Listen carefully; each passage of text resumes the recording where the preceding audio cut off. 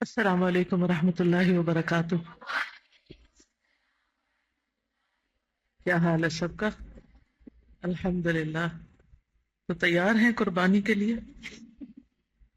آپ کو پتہ لڑکیوں کو بکریوں سے بھی تشبیہ دی جاتی ہے۔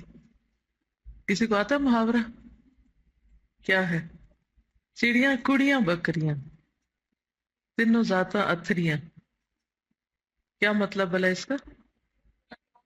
تینوں سے پورا پڑھنا مشکل ہے، تینوں کو کنٹرول کرنا مشکل۔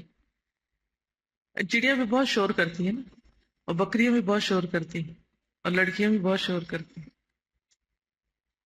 تو اللہ سبحانہ وتعالیٰ نے ہر کوالٹی کسی کام کے لیے دی ہے، کسی مقصد کے لیے دی ہے، تو اس کو جنرلائز کر کے اچھے کام میں استعمال کرتے ہیں۔ ٹھیک، چلیے شروع کرتے ہیں۔ نحمده ونصلي على رسوله الكريم، اما بعد فاعوذ بالله من الشيطان الرجيم، بسم الله الرحمن الرحيم، رب اشرح لي صدري ويسر لي امري واحلل عقدة من لساني يفقهوا قولي۔ شروع کرتی ہوں اللہ کے نام سے جو بے انتہا مہربان نہایت رحم فرمانے والا ہے۔ قربانی کا موسم ہے، اور اس موسم میں ابراہیم علیہ السلام کی قربانی ہم سب کو یاد آتی۔ اور جب ایک موقع پر نبی صلی اللہ علیہ وسلم سے پوچھا گیا کہ ما هذه الاضاحی، یہ قربانیاں ہیں کیا، تو بتایا گیا کہ یہ تمہارے باپ ابراہیم علیہ السلام کا طریقہ، یعنی ہم ان کی سنت پر عمل کرتے ہوئے یہ قربانی کرتے ہیں۔ ابراہیم علیہ السلام کی سنت کیا تھی جس کو آج تک فالو کیا جا رہا ہے، اور خوشی خوشی سے فالو کیا جا رہا ہے، اس کا اتباع کیا جا رہا ہے؟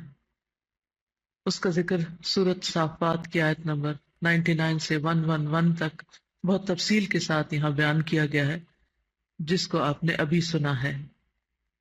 ابراہیم علیہ السلام نے کہا، بے شک میں اپنے رب کی طرف جانے والا ہوں۔ ہم نے بھی کبھی کہا کہ میں اپنے رب کی طرف جانے والی، میرا رخ اپنے رب کی طرف ہے۔ ہر شخص اپنی محبوب چیز کی طرف دوڑتا ہے، اس کی طرف رخ کرتا ہے۔ جو اللہ سے محبت کرتا ہے وہ سارے جہان کو چھوڑ کر اللہ رب العزت ہی کی طرف دوڑتا ہے۔ وہ مجھے ضرور راستہ دکھائے گا، اور خصوصاً ایسے وقت میں اللہ تعالیٰ کی طرف جانا رغبت کرنا جب انسان کسی معاملے میں کنفیوز ہو، جب اسے سمجھ نہ آ رہی ہو کہ اسے کیا کرنا چاہیے۔ اے میرے رب، مجھے ایک صالح بیٹا عطا فرما۔ بس ہم نے اسے ایک بڑے بردبار بیٹے اسماعیل علیہ السلام کی بشارت دی۔ ایک خوشخبری تھی، خوشی کی بات تھی۔ ابراہیم علیہ السلام 100 سال سے زائد عمر تک پہنچ چکے تھے، اور ان کی اولاد نہیں تھی۔ اور جب انسان کو اتنی لیٹ عمر میں اولاد ملے تو اس کی خوشی کا ٹھکانہ کیا ہو سکتا ہے؟ لیکن ابراہیم علیہ السلام تو اپنے رب کے لیے جیتے اور مرتے تھے۔ ابراہیم علیہ السلام کی زندگی کا ہر لمحہ اپنے رب کی خوشی میں گزرتا تھا، کہ ہر عمل، چاہے کوئی نعمت ملے یا کوئی نعمت ہاتھ سے جائے، ہر موقع پر رب کا شکر گزار بنا جائے، اور رب ہی کی طرف دوڑا جائے، اور رب ہی کی پسند اور مرضی کے کام کیے جائیں۔ یہ ہے وہ حقیقی طرز زندگی جس میں انسان کو پھر وہ حقیقی خوشی ملتی ہے کہ جو دنیا میں کسی اور چیز کی طرف دوڑنے سے نہیں مل سکتی۔ تو یہ تھا ابراہیم علیہ السلام کا طریقہ۔ تو جب انہیں بیٹے کی خوشخبری ملی، پھر جب وہ بیٹا ان کے ہمراہ دوڑ دھوپ کرنے کی عمر کو پہنچ گیا، اور اس سے پہلے کا واقعہ تو آپ جانتے ہیں کہ بیٹا ابھی دودھ ہی پی رہا تھا کہ باپ سے جدا ہونا پڑا۔ ماں کے ساتھ بیٹے کو اللہ کے نبی ابراہیم علیہ السلام نے مکہ کی بے آب و گیا وادی میں چھوڑ دیا، جہاں نہ پانی تھا نہ سبزہ تھا، کچھ بھی نہیں تھا، اور وہاں وہ پل پڑھ کر جوان ہوئے۔ اور جب وہ جوانی کی عمر کو پہنچے تو ایک دن ابراہیم علیہ السلام نے کہا، بیٹے میں نے خواب میں دیکھا ہے کہ میں تمہیں ذبح کر رہا ہوں۔ اللہ کا حکم تھا جو خواب کے ذریعے ملا، اور انبیاء کے خواب بھی وحی الہی ہوتے ہیں اور سچے خواب ہوتے ہیں۔ ہم میں سے اگر کوئی ایسا خواب دیکھ لے کہ وہ کسی کو ذبح کر رہا ہے یا کرنے کو کہا جا رہا ہے کہ اس کو ذبح کر ڈالو، اور وہ بھی اپنا بیٹا ہو، تو کیفیت کیا ہوگی؟ کیا کیفیت ہوگی آپ بتائیے؟ ایسا خواب دیکھنے کے بعد ہماری حالت کیا ہوگی؟ دہشت، خوف، پریشانی اور ایک عجب عالم ہوگا. لیکن ابراہیم علیہ السلام کتنے مطمئن نظر آتے. کیوں؟ اس لیے کہ ان کا اپنے رب کے ساتھ ایک خاص تعلق تھا. اس تعلق کی بنا پر رب پر ایک اعتماد تھا. ایمان جو ہے وہ اعتماد دیتا ہے. ایسا اعتماد کہ انسان پھر سوال نہیں کرتا کہ کیوں یہ کام میں کیوں کروں، اس کی لاجک کیا ہے، اس کی حکمت کیا ہے، اس کا فائدہ کیا ہے، نہ کرنے کا نقصان کیا ہے. پھر انسان حجت بازی نہیں کرتا. اور جہاں اعتماد نہیں ہوتا وہاں انسان کو قرار نہیں ہوتا، چین ہی نہیں ہوتا. تو یہاں بھرپور اعتماد کا مظاہرہ ہے.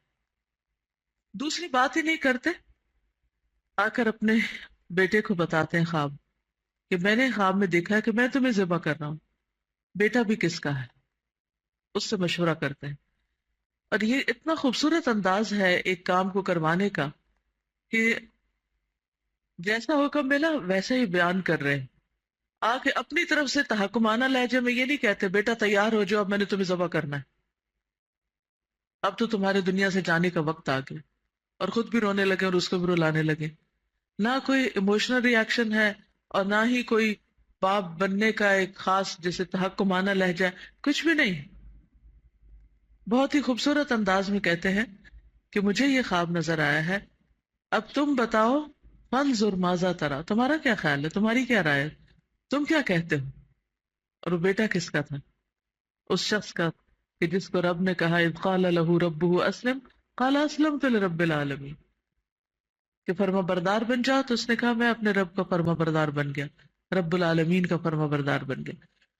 تو وہ بیٹا کہتا ہے افعل ما تؤمر، آپ کیوں مجھ سے پوچھ رہے ہیں، آپ کر لیجئے جو آپ کو کرنا، جو آپ کو حکم ملا آپ بس کر لیجئے، مجھے ذبح کرنا کر دیجئے.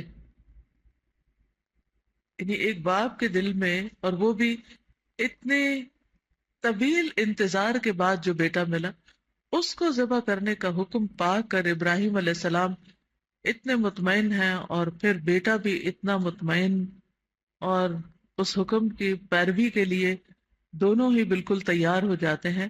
یہ کوئی معمولی بات نہیں ہے. ہم سب بھی تو اسلام کا دعویٰ کرتے ہیں نا، کیا خیال ہے؟ ہم میں سے ہر ایک کیا کہتا ہے کہ میں مسلمان ہوں، لیکن کیا ہمارا اسلام بھی ایسا ہے؟ ہمیں تو اگر کوئی بڑے ہوئے ناخن کاٹنے کو کہہ دے نا کہ یہ اسلامی طریقہ، یہ کلچر کے خلاف ہے یا سنت کے خلاف ہے کہ انسان اپنے بڑے ہوئے ناخن نہ کاٹے یا اپنی صفائی نہ کرے، تو ہم اس پر بھی کئی حجتیں کرنے لگتے ہیں، اس پہ بھی راضی نہیں. کوئی بری عادت ہی چھوڑنے کے لیے کہہ دے، کسی بھی چیز کی قربانی کرنے کے لیے کہہ دے، اپنی جگہ ہی کی قربانی کرنی پڑ جائے، اپنے وقت کی قربانی دینی پڑے، اپنے مال کی دینی پڑے، اپنے پیاروں کی دینی پڑے، کسی بھی چیز کی، تو ہمارا ری ایکشن کیا ہوتا ہے؟ پہلا خیال کیا آتا ہے؟ پہلا خیال کہ ہاں ٹھیک ہے، ہاں ٹھیک ہے. یا پہلا خیال آتا ہے تو بہت مشکل، یہ نہیں ہو سکتا. بلیو بھی اپنا تجربہ کر کے دیکھیں. پہلے کہتے کیوں کرے، یا پھر کہہ دیتے ہیں یہ تو ہو ہی نہیں سکتا، یہ بہت مشکل ہے. یا کہتے ہیں یہ بھلا کیسے ہو سکتا ہے، ہاؤ کم، یہ کیوں. لیکن یہاں ایسا کوئی مسئلہ نہیں.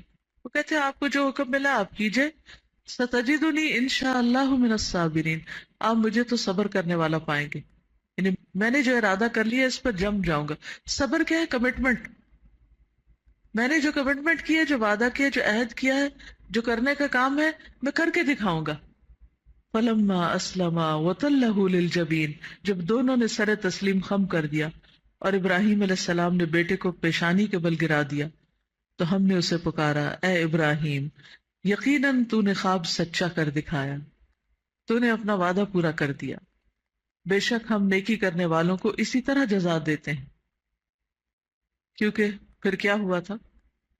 وَفَدَيْنَاهُ بِذِبْحٍ عَظِيمٍ، کہ اللہ سبحانہ وتعالیٰ نے ایک عظیم قربانی کے ساتھ، ایک دمبے کی قربانی کے ذریعے ان کو بچا لیا تھا. ہم نے ایک بڑی قربانی بطور فدیہ دے کر اسے چھڑا لیا، اور پچھلے لوگوں میں اس کا ذکر خیر چھوڑ دیا. آج تک ہم محبت کے ساتھ ابراہیم علیہ السلام کا نام لیتے ہیں، اور ہر سال باقاعدگی کے ساتھ اس سنت کو زندہ کرتے ہیں اور خوشی خوشی اپنے جانور قربان کرتے ہیں۔ سلام ہو ابراہیم پر، یہ سلامتی کون بھیج رہا ہے؟ اللہ سبحانہ وتعالی۔ ہم نیکی کرنے والوں کو ایسا ہی بدلہ دیا کرتے ہیں، یعنی سارا واقعہ بتا کے آخر میں بتا دیا کذالک نجزی المحسنین، جو ابراہیم کے طریقے پر چلے گا ہم اس کو بھی ایسی ہی جزا دیں گے، ایسی ہی سچی ناموری عطا کریں گے، ایسے ہی قبول کریں گے، ایسے ہی قلب مطمئنہ عطا کریں گے۔ یعنی جو کچھ پھر ابراہیم علیہ السلام کو ملا تھا وہ سارے محسنین کو ملے گا جو ان کے طریقے پر چلیں گے۔ بلا شبہ وہ ہمارے مومن بندوں میں سے تھا، یعنی اللہ سبحانہ تعالیٰ نے ان کے ایمان کو قبول کیا۔ مسند احمد کی روایت میں آتا ہے کہ جب ابراہیم علیہ السلام نے اسماعیل علیہ السلام کو پیشانی کے بل لٹایا تھا، کیونکہ الٹا لٹایا تھا، سامنے نہیں چہرہ کیا کہ کہیں دیکھ کر دل میں کچھ باپ کے اندر بیٹے کی محبت نہ جاگ جائے، تو اسماعیل علیہ السلام نے اس وقت سفید رنگ کی قمیض پہن رکھی تھی۔ کہنے لگے ابا جان، اس کے علاوہ تو میرے کوئی اور کپڑے نہیں ہیں جن میں آپ مجھے کفن دے سکیں، اس لیے آپ انہی کپڑوں کو میرے جسم پر سے اتار لیں تاکہ بعد میں اس میں مجھے کفن دیں۔ اور صحیح روایت ہے مسند احمد کی، یعنی اتنے تیار ہے ذہنی طور پر کہ کفن کا بھی بندوبست پہلے سے ہی کر لیں، اور تو کچھ ہے نہیں، یہی لے لیں۔ ابراہیم علیہ السلام ان کے کپڑے اتارنے کے لیے آگے بڑھے تو ان کے پیچھے سے کسی نے آواز لگائی، اے ابراہیم، آپ نے اپنا خواب سچ کر دکھایا۔ ابراہیم علیہ السلام نے پیچھے مڑ کر دیکھا تو وہاں ایک سفید رنگ کا سینگوں والا بڑی بڑی آنکھوں والا دمبا کھڑا تھا، اور یہ اللہ سبحانہ تعالیٰ کی طرف سے آیا تھا۔ وَفَدَيْنَاهُ بِذِبْحٍ عَظِيمٍ، ایک بڑی قربانی کے ذریعے ہم نے اس بچے کو بچا لیا، اس کا فدیہ ہم نے دے دیا۔ تو یہ ہے ابراہیم علیہ السلام اور اسماعیل علیہ السلام کا کردار جس میں تسلیم و رضا پائی جاتی۔ تسلیم ہوتا ہے اپنے آپ کو سپرد کر دینا، اور رضا کا مطلب ہے اس فیصلے پر راضی بھی ہونا۔ اچھا، ہم بعض اوقات کوئی صدقہ خیرات کر بیٹھتے ہیں، یا کوئی اپنی جگہ کسی کو دے دی، اپنی کتاب کسی کو دے دی، یا کوئی بھی کسی کے لیے کچھ قربانی کر دی، ماں باپ کے لیے کر دی یا بچوں کے لیے کہیں، پھر اس کے بعد ہمارا کیا ہوتا ہے؟ ریگریٹس، ہائے ہم یہاں نہ کرتے وہاں کر لیتے، ایسا نہ کرتے ویسا کرتے۔ یاد رکھے جو کام آپ اللہ سبحانہ و تعالیٰ کے لیے کر دیتے ہیں نا، بس وہ اللہ کے حوالے ہو گیا، اس کے بعد اللہ کے سپرد کر دے، پھر اور باتیں سوچنے کی ضرورت ہی نہیں، دے دیا نا۔ یہی تو اعتماد ہے، یہی تو ایمان ہے، یہی تو اسلام ہے۔ اصل میں ہم نے اپنے آپ کو پورا حوالے کیا ہی نہیں، ہمیں یقین نہیں کہ اگر ہم نے اللہ کے لیے کچھ دیا تو ہمیں کچھ ملے گا۔ ہم دنیا والوں سے فوراً اس کا انسٹنٹ ریوارڈ چاہتے ہیں کہ کوئی ہمارا شکریہ ادا کرے، کوئی ہماری قدردانی کرنے لگے، کوئی ہم سے اظہار محبت کرے، کوئی ہمیں پھول پیش کرے کیونکہ ہم نے ان پر احسان کیا ہے۔ نہیں، جب آپ نے کوئی کام اللہ کے لیے کیا ہے تو پھر کسی انسان سے بدلے اور واسطے اس کا تو کوئی تعلق ہی نہیں اور کوئی طلب ہی نہیں۔ تو یہ قربانی کی سنت ہمیں یہ سکھاتی ہے کہ تسلیم و رضا، سبمیشن، کمپلیٹ سبمیشن، اور اس کے بعد کمپلیٹ سیٹسفیکشن، کہ جو کیا، یعنی دو لفظ یاد رکھیے، سبمیشن اینڈ سیٹسفیکشن۔ دے دیا اور اس کے بعد بالکل مطمئن ہے کہ جو کیا اللہ کے لیے کیا اور اس کا بدلہ ضرور ملے گا۔ بعض اوقات ایسا ہوتا ہے کہ آپ ایک طرف نیک کام کر رہے ہوتے ہیں، اسی وقت میں آپ کے اوپر دوسری آزمائش آ رہی ہوتی، تو شیطان آ کے آپ کا ایمان متزلزل کرنے لگتا ہے کہ اچھا اس نیکی کا مجھے یہ صلہ ملا، مجھے یہ حاصل ہوا، مجھے کیا فائدہ ہوا، میں نے کیا پایا۔ تو ایسے میں بھی فوراً اعوذ باللہ پڑھے، اللہ تعالیٰ کسی محسن کا اجر ضائع نہیں کرتے، اللہ کو مجھ سے محبت ہے، اسی لیے وہ میرے احسان کے بدلے میں ایک اور امتحان میں مجھے ڈال رہا ہے، ایک اور قربانی مجھ سے لے رہا ہے، جیسے ابراہیم علیہ السلام کو پے در پے، یعنی ان کا حال یہ تھا کہ ایک قربانی ختم نہیں ہوتی تھی کہ اگلے کا وقت آ جاتا تھا، ایک امتحان ختم نہیں ہوتا تھا کہ اگلا امتحان آ جاتا تھا۔ وَإِذِ ابْتَلَىٰ إِبْرَاهِيمَ رَبُّهُ بِكَلِمَاتٍ فَأَتَمَّهُنَّ، جتنی بھی باتوں کے ذریعے ابراہیم علیہ السلام کو آزمایا گیا انہوں نے ساری کی ساری پوری کی. تو آخر میں پھر کیا ملا؟ جیسے یوسف علیہ السلام کو ملا تھا، قال انی جاعلک للناس اماما، پھر امامت ملی تھی. امامت کسی لیڈرشپ کورس کے بعد نہیں ملی. ایسی چیزیں صرف کوئی ٹریننگ لے کر حاصل نہیں ہو جاتی، یہ قربانیوں کے نتیجے میں ملتی. کیونکہ قربانیوں سے جو آپ کی ٹریننگ ہوتی ہے وہ کتاب پڑھنے سے نہیں ہوتی. اور اللہ سبحانہ و تعالیٰ ایک کے بعد ایک امتحان ڈالتا چلا جاتا ہے تاکہ انسان کو اپنے کام کا بنا لے. وَاصْطَنَعْتُكَ لِنَفْسِي، جیسے موسیٰ علیہ السلام کو ایک کے بعد ایک امتحان میں ڈالا، پیدا ہوتے ہی امتحان. ٹھیک ہے انہیں نہیں پتا تھا لیکن تھا تو ان کے لیے امتحان. تو یہ وہ بے مثال نمونہ ہے ابراہیم اور اسماعیل علیہ السلام کا، جو اللہ تعالیٰ کی بارگاہ میں اتنا مقبول ہوا کہ رہتی دنیا تک اللہ نے اس سنت کو جاری کر دیا. تو جب آپ قربانی کریں گے یا آپ کے گھر میں بکرا ذبح ہوگا یا اس کا گوشت کھائیں گے یا اس کی کھال کو دیکھیں گے اور کچھ نہیں تو گلیوں میں پڑی ہوئی اوجھ اور گندگی کو ہی دیکھیں گے، تو ان میں سے کسی بھی چیز پر برا نہیں منائیں گے یا اس پر دل تنگ نہیں ہوں گے. چاہے خون ہو، چاہے کھال ہو، چاہے بال ہو، چاہے کچھ بھی ہو، ایک ایک چیز سنت ابراہیمی کی یاد دلاتی ہے. اور پھر اس کے ساتھ ہی کیا سوچیں گے؟ میں کیا قربانی کر سکتی، میں کیا دے سکتی.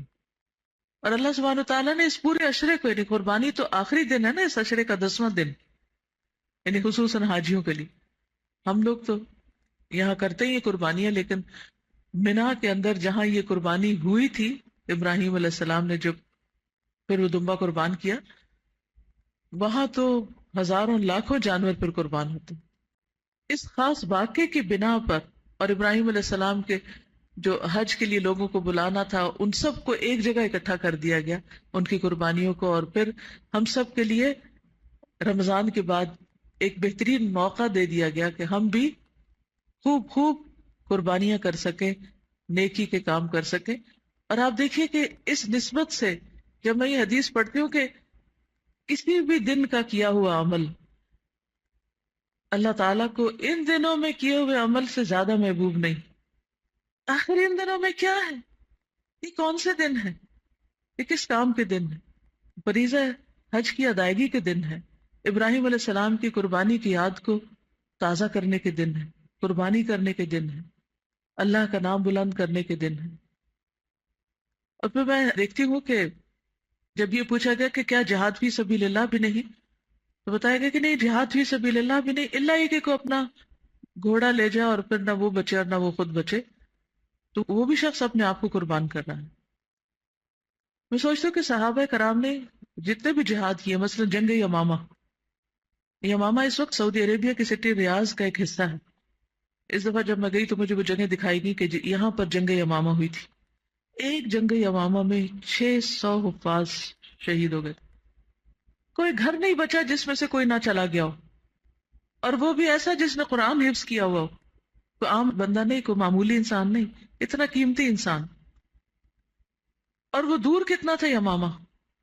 ہم جب مدینہ سے آنے لگے تو میرا بہت دل تھا کہ ہم، یعنی اسی پچھلے وزٹ میں جو عمرے کا کیا، کہ بہت دل تھا کہ ہم بائی روڈ سفر کریں. سب نے منع کہ نہیں، آپ کی طبیعت ایسی نہیں کہ آپ اتنا 1000 کلومیٹر کا سفر جو ہے وہ گاڑی میں طے کریں، آپ سیدھی فلائٹ لیں تاکہ آپ کا وقت بھی بچے اور آپ باقی کام کر سکیں. تو میں سوچ رہی تھی کہ اتنی تیز رفتار کاریں، گاڑیاں، اتنی زبردست سڑکیں اور ایئر کنڈیشن گاڑیاں اور زبردست ماہر ڈرائیور، اور پھر بھی ہمیں یہ کہا جاتا ہے کہ آپ یہ سفر نہ کریں، آپ تھک جائیں گے. کہاں صحابہ کرام اونٹوں اور گھوڑوں پر، اور وہ بھی ایک نہیں دو نہیں، سینکڑوں ہزاروں کی تعداد میں اللہ کے راستے میں نکلتے اور ہر طرح کی دھوپ اور مٹی سے اٹے ہوئے ہوتے تھے. اتنی اتنی قربانیاں کر کے وہ جب پہنچتے اور پھر اپنی جانیں لٹا کے اللہ کے راستے میں ختم ہو جاتے کہ واپسی کا کوئی سفر نہیں، آگے جنتی کا سفر ہے. اب تو اس سے بھی زیادہ، اس سے بھی زیادہ اللہ کو پیارا ہے وہ عمل جو ان دنوں میں کیا جائے. نیکی کے وہ کام خام، تکبیرات پڑھیں یا صدقہ خیرات کریں یا نوافل پڑھیں یا روزہ رکھیں یا جو بھی کوئی نیکی کا کام کریں. یہ اتنا محبوب کیوں ہے؟ کیونکہ ان دنوں میں اللہ کے محبوب ترین ہستی یعنی ابراہیم علیہ السلام جن کو اللہ نے اپنا دوست بنایا تھا، ان کی یاد تازہ ہوتی ہے، ان سے ایک نسبت ہے ان دنوں کو۔ اس میں ہمارے لیے کیا سبق ہے؟ یہ قربانی کا موسم جو ہے اور یہ قربانی کا موقع جو ہے ہمیں کیا سکھاتا ہے؟ کیا پتہ چلتا ہے اس سے؟ ہمارے لیے کیا سبق ہے اس میں؟ آپ میں سے کوئی بتائے گا؟ ابراہیم علیہ السلام جو ہے وہ اتنی بڑی قربانی کر کے اللہ سبحانہ و تعالیٰ کے محبوب بندے بنے، تو یہ جو قربانی کا جتنا بھی عرصہ ہے اس کے اندر ہم بھی اگر اللہ کا محبوب بننا چاہتے ہیں تو اس کے لیے ہمیں بھی قربانی دینی ہوگی۔ شاباش، قربانی کی نوعیت فرق ہو سکتی ہے، وہ ہر شخص کے اپنے حساب سے۔ بالکل۔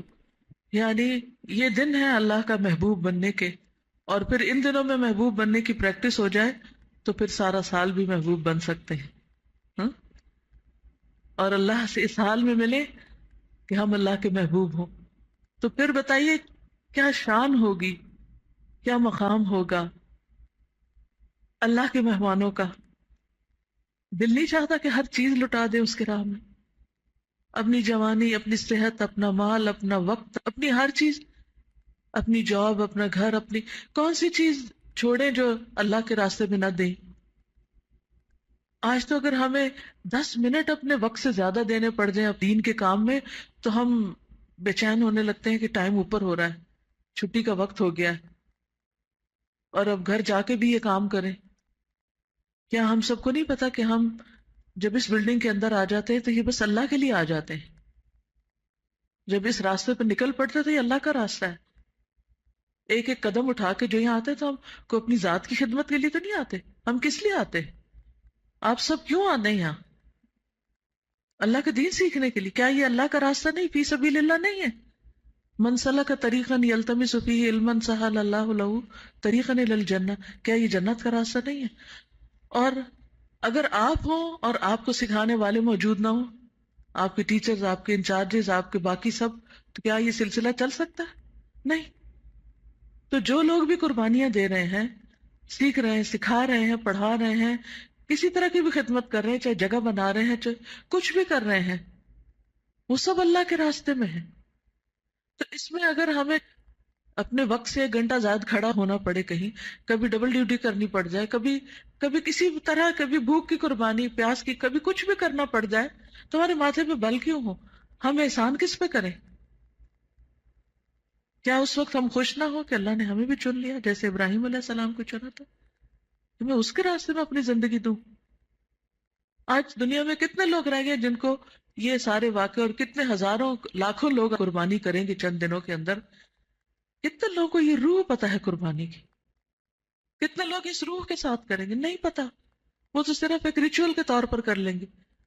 آپ کو پتا ہے، اس لیے آپ کو اپنی زندگی کا سبق لینا ہے اس سے، کہ کبھی مجھے اپنے جذبات کی قربانی دینی ہے، اور کبھی مجھے اپنے آرام کی قربانی دینی ہے، اور کبھی مجھے اپنے مال کی قربانی دینی ہے، اور کبھی مجھے اپنی شان و شوکت اور پریسٹیج اور جاہ و جلال کی قربانی دینی ہے۔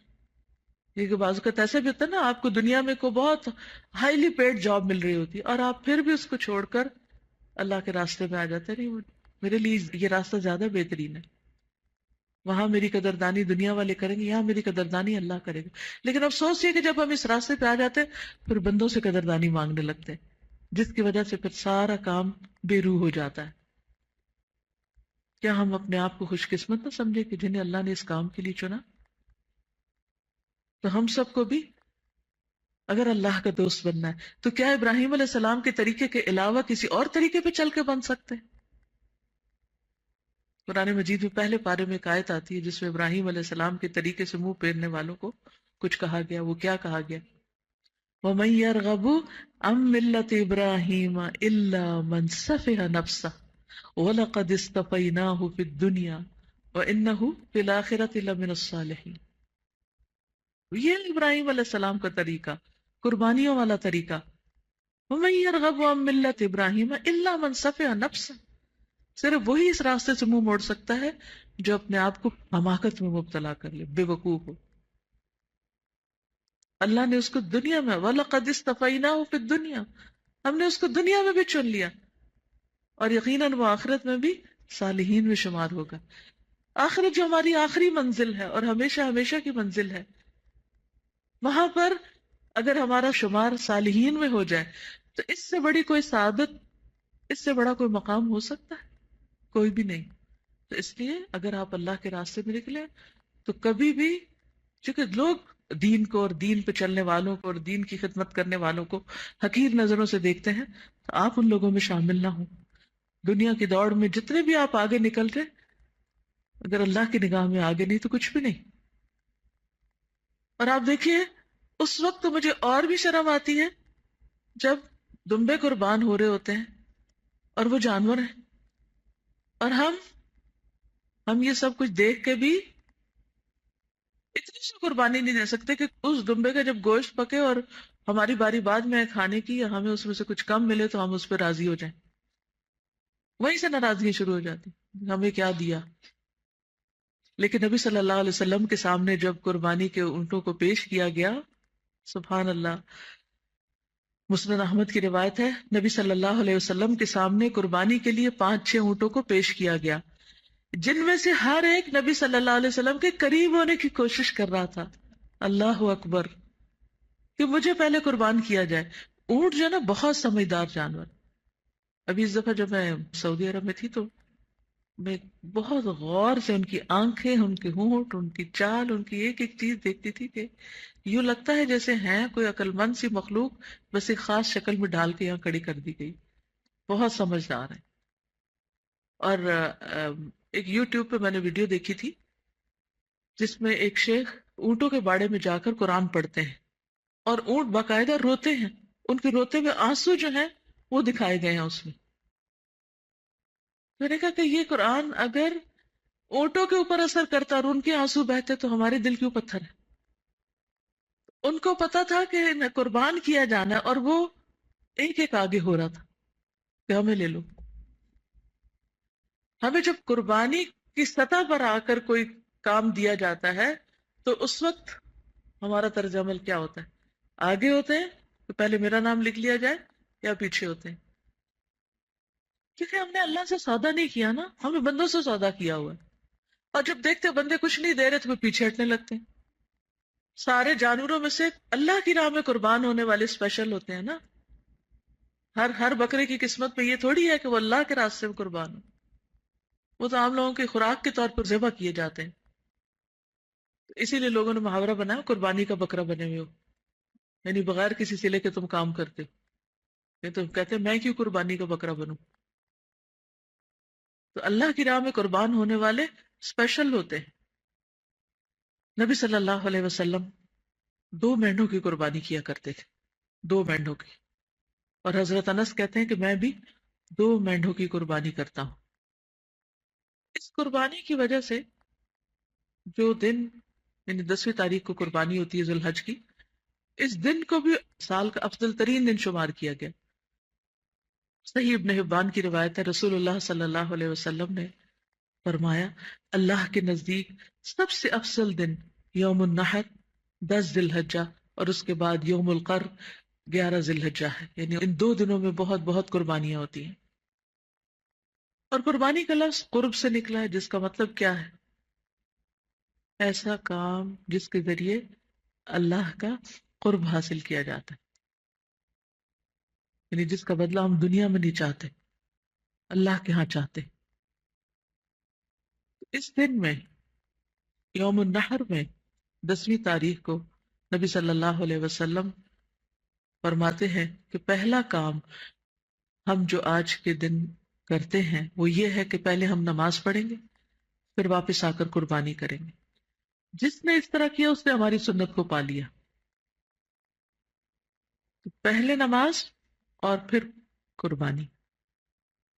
نبی صلی اللہ علیہ وسلم نے فرمایا جس نے نماز عید کے بعد قربانی کی اس کی قربانی پوری ہو گئی اور اس نے مسلمانوں کی سنت کے مطابق عمل کیا۔ صحابہ کرام قربانی کا بہت اہتمام کیا کرتے تھے۔ امامہ بن سہل کہتے ہیں کہ ہم مدینہ منورہ میں قربانی کے جانور کو کھلا پلا کر موٹا کرتے تھے، یعنی اس کی خاص خدمت خاطر کیا کرتے تھے۔ اور عام مسلمان بھی یعنی صحابہ کے علاوہ جو دوسرے لوگ تھے وہ بھی قربانی کے جانور کو اسی طرح فربا کیا کرتے تھے. لیکن آج یہ سنتیں ختم ہو گئی. آج کیا ہے، وہ کسی سرونٹ کو بھیج دیتے، جاؤ کوئی بکرا پکڑ لاؤ، اور رول کھل کے کچھ جو اس کے ہاتھ میں آیا وہ اس کو لے آتا ہے. پھر وہ کسائی کو بلا لیتے، اچھا تم ذبح کر دو. خود اپنی انوالومنٹ کم ہوتی. تو اپنی انوالومنٹ بہت ضروری ہے ان ساری چیزوں میں،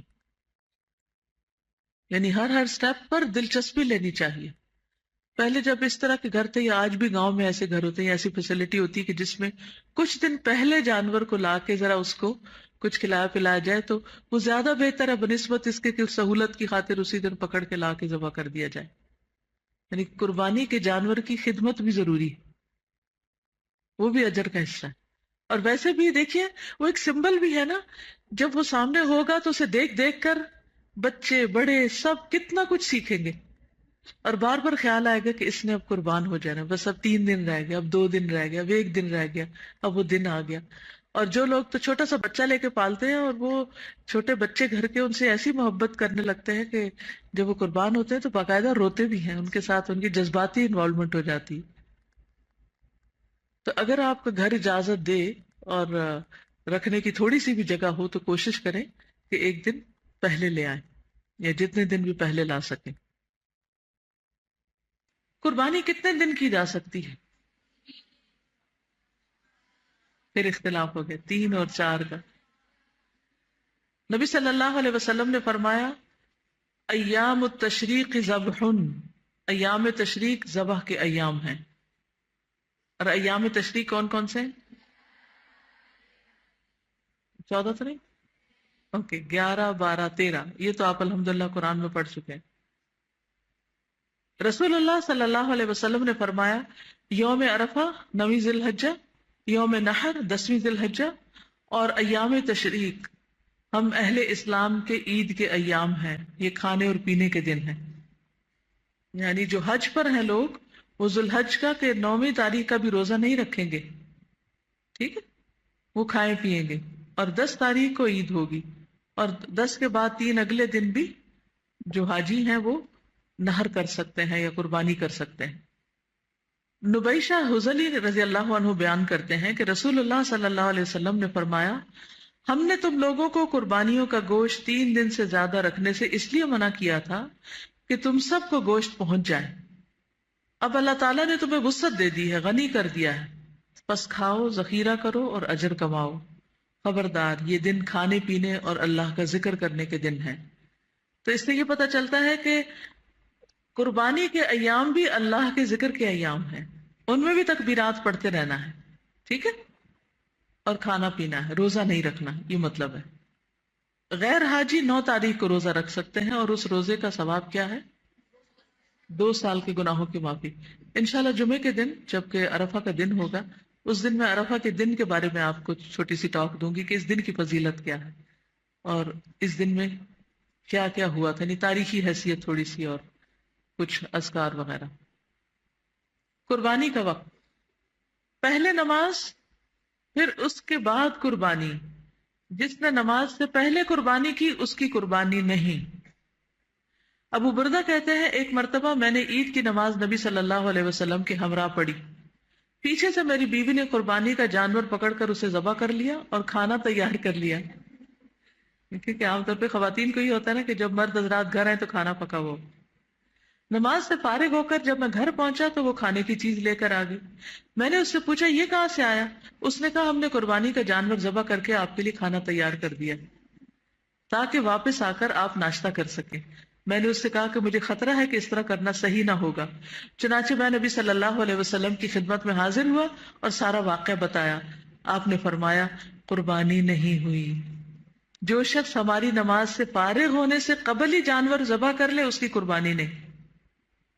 ٹھیک ہے، اس کی قربانی نہیں. تو یہ شاید ان سے اللہ تعالیٰ نے اس لیے کروا لیا تھا کہ سب کو اچھی طرح پتہ چل جائے کہ مرد حضرات کے نماز پڑھ کے واپس آنے تک جانور قربان نہیں کرنا، یعنی اس رخصت سے ناجائز فائدہ نہیں اٹھانا کہ آپ قربان کر سکتی ہیں. یعنی اس سے ایک بات یہ پتہ چلتی ہے نا کہ خواتین بھی قربانی کر سکتی. کبھی کر کے تو دیکھیں، آپ کی ہارٹ بیٹ بہت تیز ہو جائے گی. وہ جو نہیں ہو رہی نا کئی دنوں سے.